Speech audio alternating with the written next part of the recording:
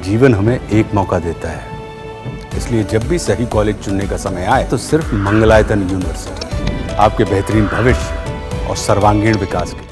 Uttar Pradesh police की special task force ने प्रयागराज महाकुंभ में मौनी अमावस्या पर हुई भगदड़ की जांच तेज कर दी है। यूपी एसटीएफ की टीमें साजिश के एंगल पर जांच करने में जुटी हैं। ये पता लगाने की कोशिश की जा रही है कि महाकुंभ में कहीं साजिश के तहत भगदड़ की कार्रवाई तो नहीं की गई। अपनी जांच के तहत यूपी एसटीएफ संगम नोज के आसपास सक्रिय मोबाइल नंबरों का डेटा खंगाल रही है। सूत्रों की माने तो 16,000 से अधिक मोबाइल नंबरों के डेटा का विश्लेषण किया जा रहा है। अब तक की जांच में कई मोबाइल नंबर घटना के बाद से ही बंद आ रहे हैं। महाकुंभ मेला एरिया में बने कमांड एंड कंट्रोल रूम के सीसीटीवी से संदिग्धों के फेस रिक्रिएशन ऐप के जरिए चिन्हित किए जा रहे हैं। वसंत पंचमी के स्नान को लेकर यूपी पुलिस हाई अलर्ट पर है। आज रात भर यूपी पुलिस के बड़े अफसर रहेंगे। महाकुंभ और प्रयागराज में भी सक्रिय रहेंगे। वसंत पंचमी के मौके पर महाकुंभ में होने वाला तीसरा अमृत स्नान सोमवार सुबह 5 बजे से शुरू होगा। सबसे पहले सुबह 4 बजे पंचायती अखाड़ा महानिर्माणी अमृत स्नान के लिए संगम घाट पर पहुंचेंगे। इसके बाद एक एक करके अन्य 12 अखाड़े भी संगम में डुबकी लगाएंगे। आपको बता दें, मौनी अमावस्या के दिन 29 और 30 जनवरी की दरमियानी रात 2 बजे के करीब प्रयागराज महाकुंभ में भगदड़ मची थी। घटना के करीब 16 घंटे बाद महाकुंभ प्रशासन ने 30 श्रद्धालुओं की मौत और 60 घायल होने की पुष्टि की थी। सच कहूं, मैं तो 1971 से आ रहा हूं। मैंने ऐसा कुंभ पहली बार देखा है। मैंने नहीं, मेरे पास तो पूरे विश्व के लोग आ रखे हैं और मैं तो संगम के तट पर हूं। वो लोग जो आ रखे हैं वो भी बोलते हैं, जो गए हैं वो वापिस आना चाहते हैं, जो आ गए वो जाना नहीं चाहते। हमारे यहाँ कमरों की इतनी समस्या हो रही है, आस पास पूरा इतना भरा हुआ है कि मैं आपको बता नहीं सकता हूं। और अब तक 30 करोड़ से ज्यादा लोग स्नान कर चुके हैं। आप सोचो तो सही, ये छोटा नंबर नहीं है। 5-4 लोग भी घर में आ जाएं तो समस्या हो जाती है। 30 करोड़ लोग, गजब। तो ऐसे में इसकी सफलता में कोई कमी नहीं है, क्योंकि भारत के ऊर्जावान प्रधानमंत्री के नेतृत्व में आदरणीय योगी जी ने रात दिन लगा दिया। एक हफ्ते में 3-3 बार आए ताकि किसी को तकलीफ ना हो। हर एक को पूछते रहे, हर जगह जाते रहे। इसका अर्थ है कि वो कदर करते हैं इन बातों की, वो कदर करते हैं। और आज उसी का परिणाम है कि पूरे विश्व में इस कुंभ की धूम है। भारत में नहीं, पूरे पाकिस्तान तक में, पूरे अलग देशों में, सब जगह इसकी धूम है।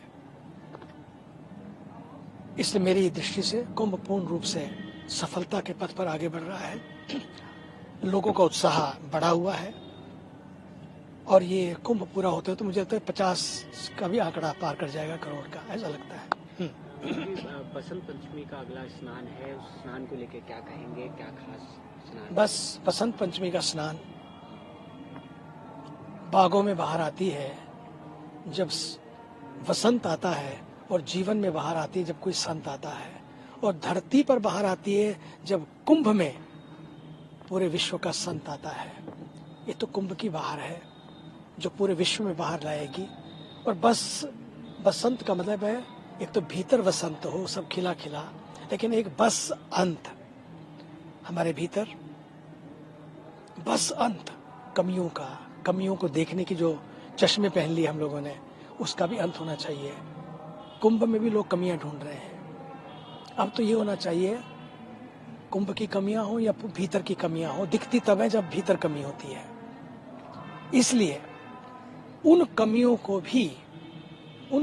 का भी अंत हो, समाज में बुराइयों का अंत हो, कुरीतियों का अंत हो, समाज नए ढंग से आगे बढ़े। यही तो बसंत है। फिर जब स्नान करें अंदर कुंभ के संगम में, तो वो डुबकी केवल संगम के जल में ना हो, बल्कि जीवन की डुबकी हो। वो सब भी उस डुबकी में खत्म हो जाए। क्योंकि ये कुंभ मेला जो है ये सागर मंथन नहीं, स्वयं के मंथन की कहानी है, स्वयं से स्वयं की साधना की कहानी है। इसलिए बसंत के अवसर पर मुझे पूरा विश्वास है करोड़ों लोग आकर स्नान करेंगे और अपने जीवन को धन्य बनाएंगे। मैं समझता हूँ सांच को आंच नहीं, जांच होनी चाहिए।